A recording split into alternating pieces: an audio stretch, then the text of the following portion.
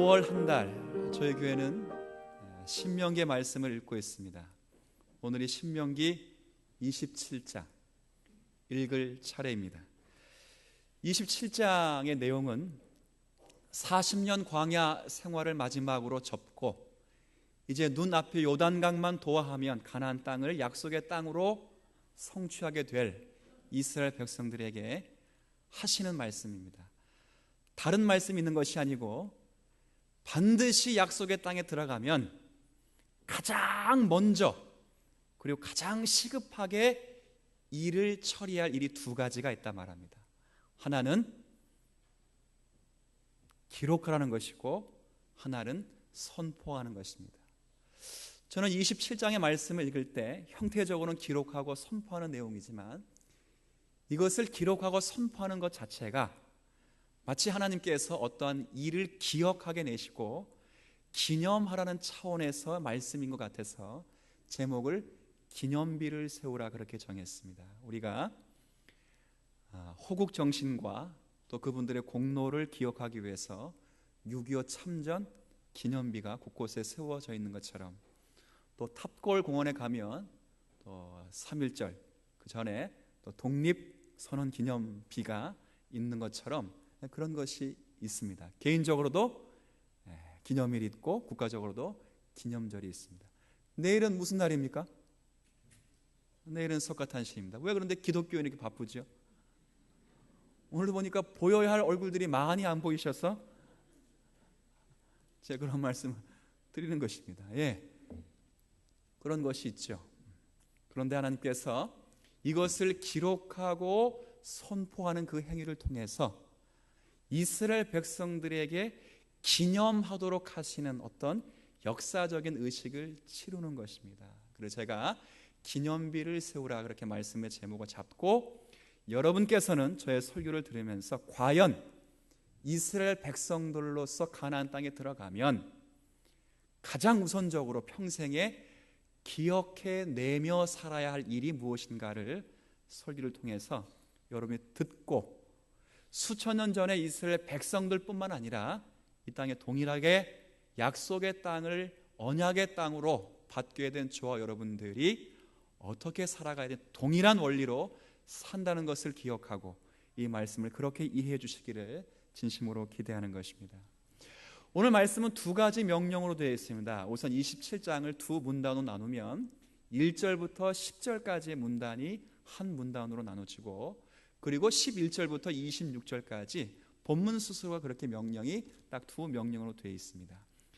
1절부터 10절까지 명령은 뭐냐면 가나안 땅에 딱 들어가면 길갈 지나고 여리고성 회파하고 바로 그 앞에 에발산이라는 곳이 눈앞에 보이게 될 것이다. 근데 이 에발산이 어디라 처음 들어보시는 분도 계시죠? 에발산 혹시 들어보셨습니까? 세겜은 들어봤죠? 우리가 창세기를 이번 올해 첫 달에 읽었잖아요. 그러니까 세겜은 익숙한 곳입니다. 누구에게 익숙한 곳인가? 아브라함에게 익숙한 곳이고 이삭에게 익숙한 곳이고 야곱에게 익숙한 곳입니다. 바로 그곳이 세겜 근처에 있는 에발산입니다. 에발산에 딱 들어가면 돌비를 딱 세우고 돌비에다 석회를 바르고 지금 12장부터 26장까지 너에게 명령한 모든 율법을 친히 기록하라고 말합니다. 10계명은 누가 기록해 주신 것이죠? 돌비에다 직접 성령으로 새겨서 기록했는데 율법과 명령과 규례는 그렇게 기록하는 것이 아니고 석회를 바르고 스스로 직접 기록하라고 명령을 하는 것입니다. 이것이 첫 번째 명령입니다. 두 번째 명령은 뭐냐면 딱 에발산 근처 세겜 근처에 가면 여기 지금 중앙 통로가 있는데 공교롭게도 중앙 통로를 중심으로 해서 한쪽은 그리심 산이 되고 한쪽은 에발산이 있을 것이다. 잠깐, 에발산에 뭘 세우라 했어요? 기념비를 세워서 뭘 기록했어요? 율법을 기록하라 했습니다. 자, 지금 제 설교가 어렵습니까? 지금 제가 쉽게 하려고 애를 많이 쓰는 저의 모습을 보고 따라와 주셔야 됩니다. 그걸 뭐 미쳤다고 힘들게 세워가지고 그것을 생고생을 하고 저지랄 그렇게 생각할 필요 전혀 없어요. 그건 의미가 있는 것입니다. 그 당시 백성들에게 한 말씀이 아니고 그럼 구약 성경 뭐로 들고 다닙니까, 여러분? 무겁게 실이? 그렇잖아요. 신약의 3분의 1이죠. 3배 넘는 분량을 갖고 다니는 구약. 의미가 있는 것입니다. 중앙을 딱 기점으로 해서 한쪽은 여기 이제 요 두 분단이 그리심산이 되는 겁니다. 여기 찬양대 빼고 약간 이게 열세네, 숫자적으로. 괜찮습니다. 요 분들이 바꿔하겠습니다. 요 분들이 그리심산이라고 하고, 억울하면 안 되니까 이분들이 에발산이라고 하겠습니다. 성경에는 동쪽이 어디고 안 나와 있기 때문에 그건 제 마음대로 하면 됩니다. 그냥 딱 중간 놓고 한쪽은 그리심산, 한쪽은 에발산입니다. 눈앞에 보일 것이다. 야, 이스라엘 지파가 총 몇 지파죠? 예, 잘하시네요. 어디서 배웠습니까? 성경에서 배웠습니다. 그렇죠? 12지파입니다. 12지파를 반을 딱 나누어서, 자, 아까 어디가 그리심산이라 했어요? 그렇죠. 찬양대는 아니에요. 뭐 웃지 마라. 찬양대는 아니니까. 요 두 쪽이 그리심산입니다. 그래서 6지파를 이쪽에 세우는 겁니다. 자, 누구를 세우는가? 본처의 자녀들의 지파를 세웁니다. 그럼 이쪽은 누구의, 그러니까 지금 이제 야곱의 본처의 야곱이 이스라엘 바뀌니까 야곱의 본처의 자녀들을 세우고, 이쪽은 누구를 세울까요? 야곱의 첩들, 첩은 아니고 첩의 자손들을 세우는데, 요게 누가 포함되는가? 야곱의 본처 가운데 난 그 레아의 첫째 아들은 르우벤이 이쪽으로 포함돼요. 왜 그럴까요? 이게 아주 못된 짓을 한번 했거든요. 제가 말하기도 불편한 그 짓을 했기 때문에 이쪽으로 보냅니다. 그리고 제사장이 중간에서 말씀을 율법을, 저주의 말씀을 선포하고 축복의 말씀을 선포합니다. 그럼 모두가 다 같이 동시에 뭐라 그럴까요? 아멘. 그렇죠. 자, 근데 제가 이쪽에 그리심산이라고 하는데 이쪽은 뭐가 선포될까요? 뭐가 선포될까요? 축복. 억울해하지 말라고 제가 일부러 열세임에도 불구하고 이쪽을 제가 그리심산으로 선택한 거, 이겁니다. 축복. 이쪽은 상당히 표정이 굳어있는데요. 그렇죠. 여러분이 저주받은 게 아니고 저주를 선언한다 그 말이에요. 근데 본문 27장은 본문 내용을 다 읽어보면 축복이란 말이 하나도 없습니다. 제사장이 중간에 서서 말씀을 외치면 모두가 아멘으로 하는 거예요. 자, 제사장은 누가 하는지 지금부터 할렐루야 찬양가가 제사장이 되는 거예요. 자, 그러면 16절을 가지고 시연을 한번 해보십시다. 자, 16절을 읽으면 여러분들은 아멘 하면 돼. 16절. 자, 시작.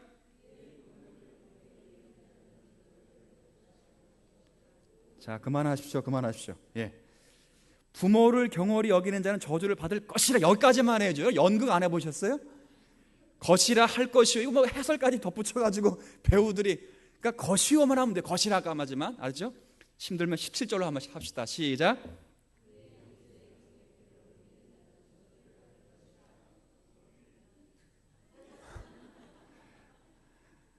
여러분들은 할 것이요 모든 백성은 아멘 할지, 이게 아니고 그냥 아멘 하면 돼요. 아멘. 근데 놀라운 것은 왜 그리심산에 올라간 성도들은 안 해요? 여기 축복의 말이 안 나왔기 때문에 그런 거예요 지금? 그래서 그런 거예요? 다 같이 아멘 하도록 되어 있습니다. 주님께서, 하나님께서 축복을 위해 그리심산에 세우고 저주를 위해서 에발산 산에 세우고 27장은 다 죄다 저주를 쏟아붓고 누구랑 다 아멘해요? 아멘. 자, 다시 한번 합니다. 중요한 거기 때문에 좀 재밌는 말씀을 하죠. 21절 제사장들은 크게 외쳐야 됩니다. 제사장이 그래가 제사장 노릇 하겠어요? 21절 다시 크게 시작.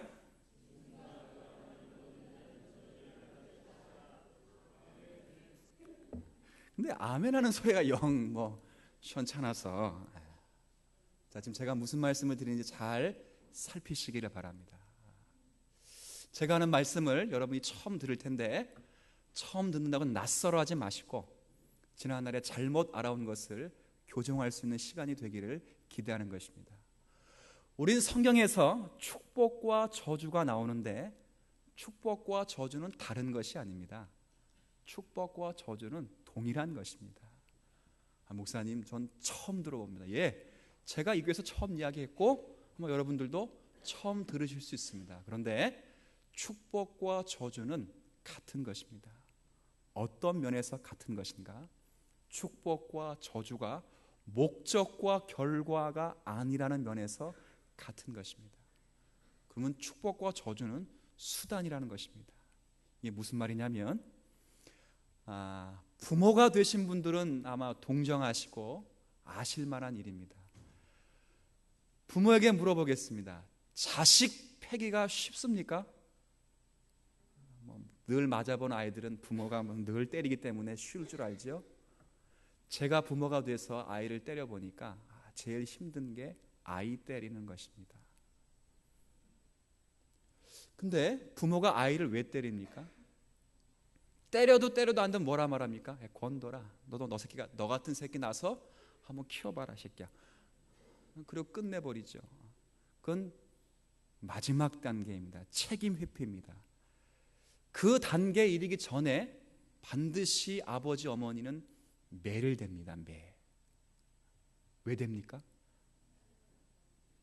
다시 뭐라고요? 잘 지내라고? 잘 자라라고. 그렇죠. 목적이 매에 있지 않습니다.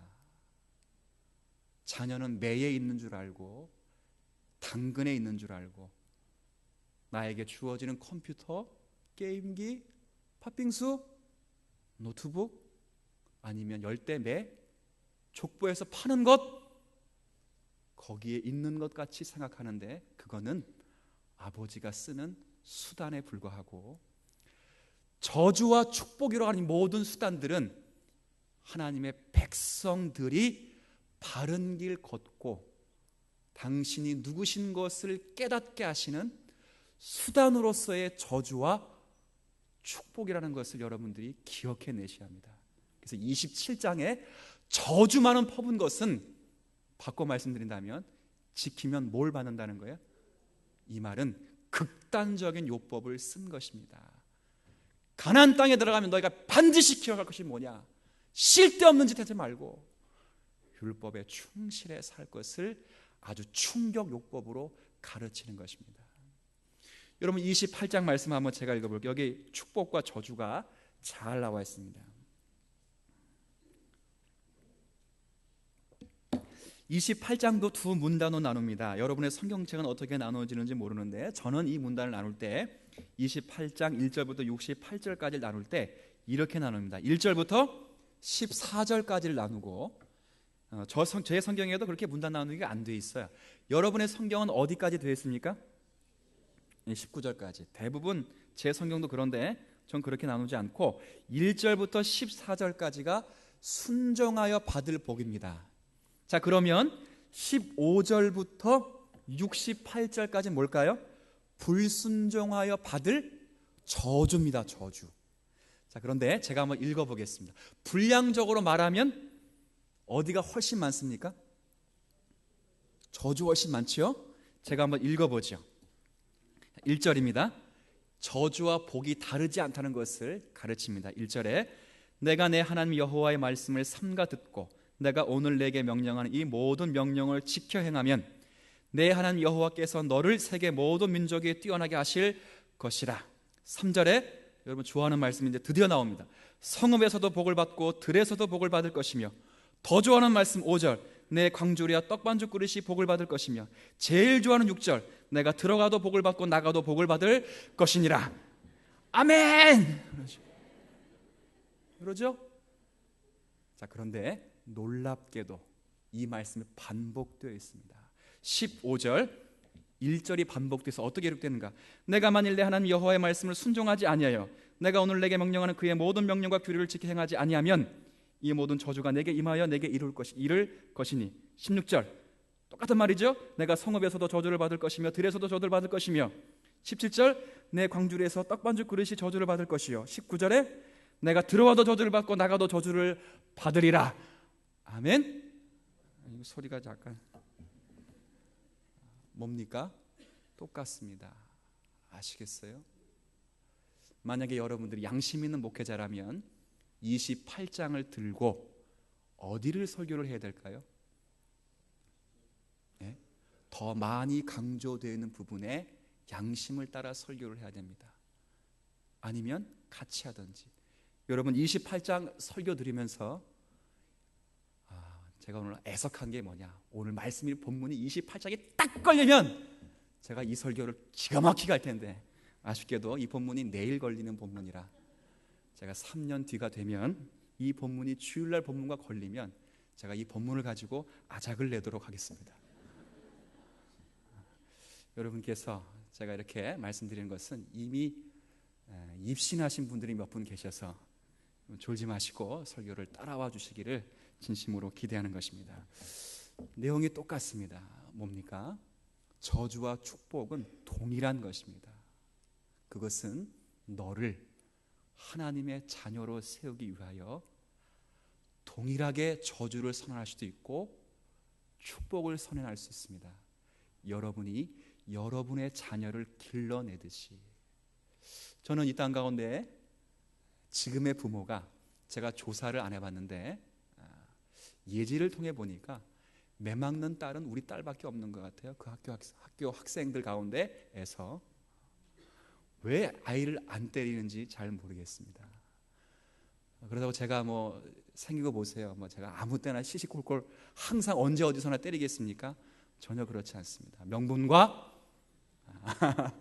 책임이 확실히 전가될 때 주님이 어미하신 공의의 심판의 잣대를 가지고 제가 때리는 적이 많습니다.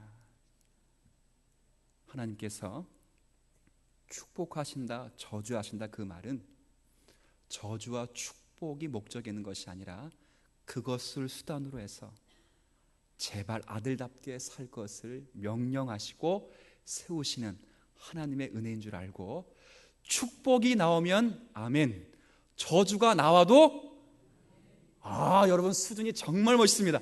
다시 한번, 축복이 나오면 아멘, 저주가 나와도 저는 아멘 안 했어요.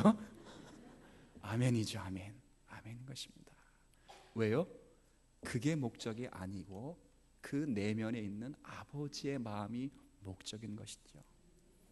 가나안 땅에 들어가서 돌비를 세워서 율법을 기록하고 양산에 거쳐서 제사장 말의 축복의 선언에, 저주의 선언에 아멘 하라고 하는 것은 바로 이면이 있는 것입니다. 그것은 수단에 불과하고 하나님을 알 것을 명령하는 것입니다.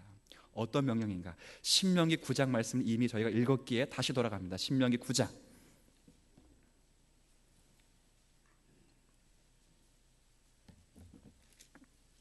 신명기 9장. 자, 지금부터 제가 드리는 말씀을 잘 들어주시기를 바랍니다. 신명기 9장 6절 말씀. 구약성경 275쪽.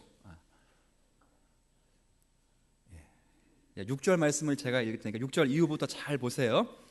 그러므로 내가 알 것은 반드시 알아야 된다, 그 말입니다. 근데 너는 누굽니까? 말씀하신 분은 하나님이시고 반드시 알아야 할 대상은 누구죠? 가나안 땅에 들어가게 될 출애굽 2세대들입니다. 반드시 너희가 알아야 되는데 뭘 알아야 되는가? 보세요. 내 하나님 여호와께서 내게 이 아름다운 땅을 기업으로 주신 것이다. 그런데 주신 것이 내 공의로 말미암음도 아니요. 자, 같이 읽습니다. 시작. 너는 목이 곧은 백성이라. 자, 그래서 3절 말씀, 9장 3절. 그래서 말씀하십니다. 너는 알라. 내 하나님 여호와께서 맹렬한 불과 같이 내 앞서 나아가신즉 여호와께서 그들을 멸하사, 그들이 누굽니까? 그러면 가나안 땅 7 족속들입니다. 그들을 여호와께서 멸하게 되시고 너희 눈앞에서 엎드러지게 하실 것인데, 3절 중반에 여호와께서 내게 말씀하신 것과 같이 똑같이 너희 앞에 속히 가나안 족속들이 멸망을 받을 것이다. 4절에 내 하나님 여호와께서 그들을 내 앞에 쫓아내신 후에 보세요. 내가 심중에 생각하기를, 참 내가 공의롭고 정의로워서 우리가 이 땅에 들어왔나라고 착각하지 말아라. 보시죠. 4절 후반에 그것을 차지하게 하셨다 하지 말라. 이 민족들이 악함으로 말미암아 여호와께서 그들을 내 앞에서 쫓아내신 것이다. 5절에 내가 가서 그 땅을 차지함은 너의 공의로움도 아니요 너의 마음이 정직함도 아니요 같이 읽습니다. 시작. 이 민족들이 악함으로 말미암아 내 하나님 여호와께서 그들을 내 앞에서 쫓아내심이라. 여호와께서 이같이 하심은 내 조상 아브라함과 이삭과 야곱에게 하신 맹세를 이루려 하심이라. 이게 무슨 말입니까? 가나안 땅에 너희들이 약속의 땅을 허락받아 들어가게 되면 반드시 기억하고 기념할 것이 뭡니까? 너희가 정직하고 의롭고 공의롭고 노력과 수고와 봉사와 헌신의 열매로 그 땅에 용납받은 자가 아니라 하나님께서 열조에게 맹세하신 그 맹세를 신실히 지켜내시는 하나님의 열심으로 너희를 그 땅에 들여 보내셨다고 하는 것입니다. 그럼 이스라엘 백성들을 뭐라고 꾸짖는 것입니까? 너희는 언제 어디서나 항상 목이 곧은 백성이요 항상 하나님 앞에서 패역한 백성이라는 것을 거듭거듭 선언합니다. 여기 9장 말씀을 보시면 제가 지적한 말씀 보십시오. 8절에 9장 8절에 호렙산에서도 9절에 그때에도 계속 그때는 반복됩니다. 22절에 다베라에서도 마사에서도 기브롯 핫다와에서도 23절에 어디에서도요? 가데스 바나에서도 항상 이스라엘 백성들은 뭡니까? 불평과 원망과 목이 곧은 백성으로 서 있었다 그 말입니다. 그런데 너희가 가나안 땅에 들어가면 무슨 착각을 하는가? 나의 실력과 노력으로 이 가나안 땅을 들어온 것으로 착각하고 말 것이다. 그것을 미연에 방지하고 하나님께서 의로우심과 긍휼과 자비 가운데 여러분을 지켜내어 가나안 땅에 들어오게 하셨다는 것을 가나안 땅을 정복하기 이전에 초반에 그것을 이스라엘 백성들에게 가르쳐 주는 것입니다. 성경을 읽다 보면 반드시 여러분이 기억하실 것이 뭐냐? 절대 변하지 않는다는 것이죠. 누가? 사람도 변하지 않고 누구도 하나님도 변하지 않죠. 이게 성경의 원리입니다. 사람도 변하지 않고 하나님도 변하지 않는데 사람이 변하지 않는 것보다 하나님이 변하지 않는 것이 훨씬 능력 있고 강하여 하나님의 불변하심으로 우리의 패역함을 감싸 안으신 것입니다. 그 하나님이 말씀하십니다. 이 명령과 율례와 규례는 너희가 지켜내서 구원을 얻을 만한 것이 아니다. 지나온 40년을 봐라. 지나온 40년의 광야의 생활을 돌아보고 흔적을 더듬어 봐라. 제가 과격한 표현을 쓸게. 이 멍충이들아, 바보들아, 하나님이 너를 위해서 얼마나 많이 인내하고 얼마나 많이 참았고 얼마나 많이 눈물을 흘렸는지 보라 그 말입니다. 그래 처음에 가나안 땅에 들어갈 그 당시에 율법을 기록함으로 율법을 변치 않도록 우리에게 허락하신 하나님의 은혜를 상기하도록 하시는 하나님의 특별하신 사랑인 것입니다. 여기 다시 본문으로 돌아와 보면 그래서 그런 말씀이 있습니다. 신명기 27장의 9절 말씀입니다.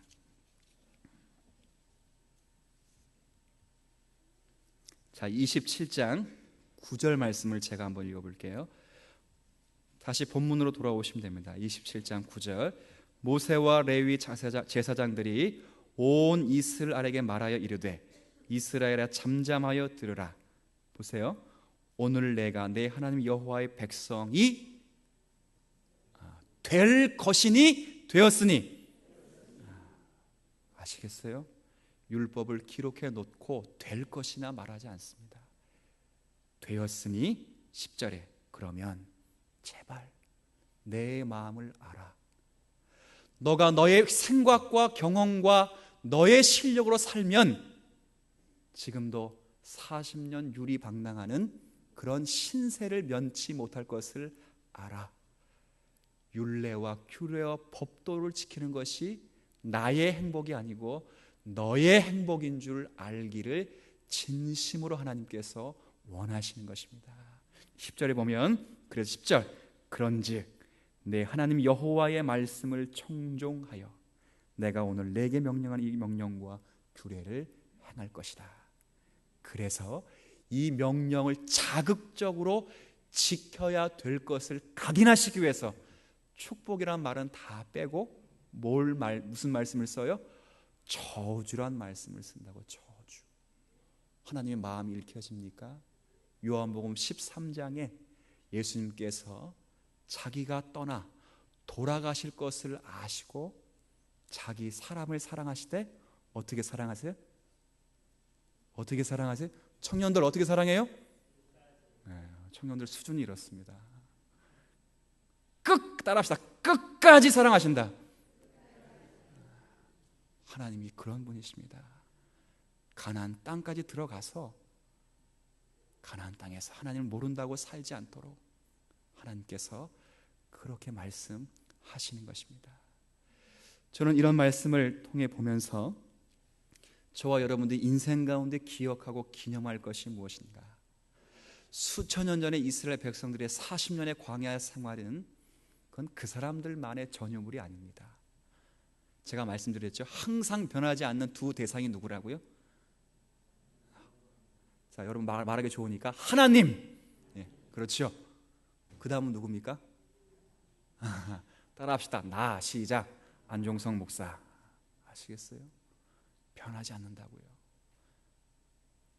불변한다고요. 어떻게? 자기 자신을 세우는데 변하지 않아요. 그런데 제가 변하지 않는 것보다 누가 변하지 않는 게 더 위대하고 강하고 능력이 많고 긍휼하신가? 누구라고요? 하나님 아버지. 선생님도 포기하고 목사도 포기하도 부모는 여러분을 포기해내지 않습니다. 아시겠어요? 이게 하나님이십니다. 이스라엘 광야 가운데 모세의 말로 따지면 너는 목이 곧은 백성이다. 얼마나 곧는지 제가 한번 볼까요? 10가지 재앙을 통해 출애굽을 하고 홍해의 사건을 기적처럼 체험했지만 이적과 기적이 자기 방식대로 오지 않자 원망하고 불평했던 사람들이시고 시내 산에서 하나님 위엄을 보고 영광과 구름 가운데 하나님의 부복했던 그들이지만 여전히 그 자리에서 우상을 섬겼던 완악하고 간악한 인생들이고 가데스 바네아에서 약속의 땅을 눈앞에 두고 들어갈 하나님께서 명령하심에도 불구하고 원망과 불평해서 가나안 땅에서 질이 멸렬한 이스라엘 백성들입니다. 남 얘기입니까? 그렇지 않습니다. 그럼에도 불구하고 제가 이 자리에 서서 설교할 수 있는 이유는 찬양대가 하얀 아주 이쁜 가운을 입고 구별되어 찬양할 수 있는 이유는 여러분이 남편 노릇하고 아내 노릇하고 자식 노릇하고 부모 노릇하고 집사 노릇하고 권사 노릇하고 장로 노릇하고 목사 노릇하는 것은 여러분의 공로와 의와 수고에 있는 것이 아니라 하나님의 자비요 은혜요 긍휼이요 주님이 거저 주시는 은혜 가운데 있다는 사실을 우리가 이 돌비를 세워 기념하는 그 의식이 돼야 할 것입니다. 주님께서 이것을 명령하시고 확증하시기 위하여 신명기 30장을 가보십시다. 신명기 30장입니다.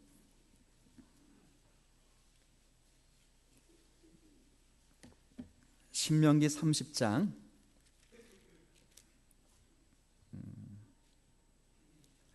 6절 말씀을 자 한번 잘 보십시오. 내 하나님 여호와께서 내 마음과 내 자손의 마음에 자 주체와 주어는 누굽니까? 너의 하나님 여호와께서 마음에 할례를 베푸사 너희 마음을 다하고 뜻을 다하여 내 하나님 여호와를 사랑하게 하사 너로 생명을 얻게 하실 것이다. 자 이것을 이렇게 나누겠습니다. 주어는 내 하나님 여호와께서 세 가지를 하실 것이다. 할례를 베푸실 것이고 또 하나 사랑하도록 만드실 것이다. 또 하나 생명을 얻게 하실 것이다.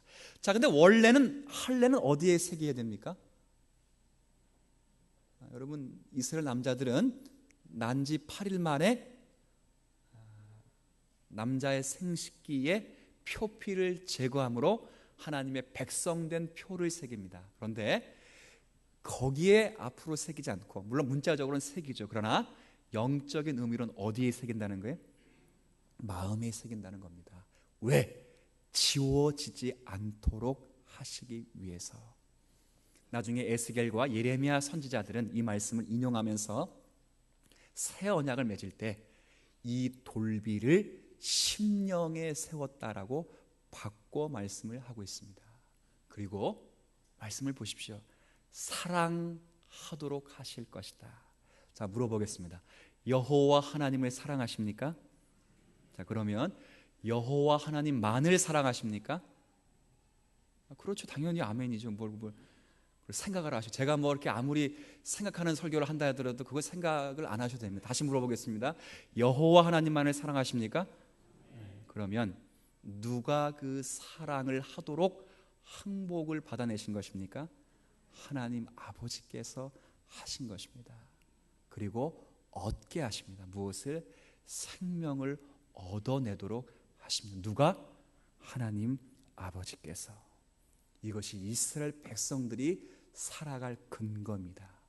이것을 받은 이스라엘 백성들로서 이제 언약의 땅에 들어가서 자기와 노력과 수고와 생각과 경험대로 살 것이 아니라 나보다 나를 더 잘 아시고 나를 의롭게 세우실 그분 아래서 명령을 지키고 사는 것이 인생의 최고의 가치고 행복이라는 것을 이스라엘 백성들이 알아야 했던 것입니다. 이 땅을 살아가는 성도 여러분, 저는 여러분 이런 말씀을 드리고 싶습니다.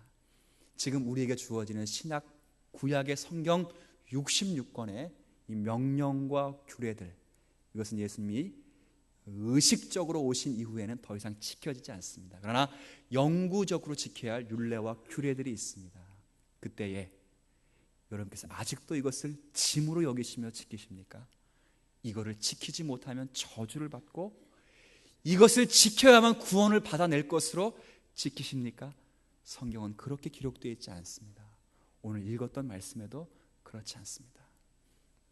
인간의 불순종은, 인간의 부족함은 하나님이 이미 아셨기 때문에 율법을 지켜내지 못할 것을 아신 것입니다.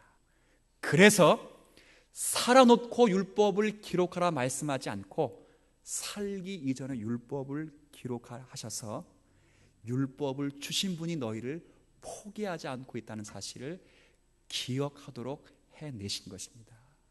이제 율법은 짐이 아닙니다. 저주가 아닙니다. 신자의 명예요, 자랑이요, 자긍심이요, 자존심이요, 기쁨이요, 면류관이 되어야 할 것입니다. 이 율법 앞에 선 여러분들이 마음을 다해 지키십시오.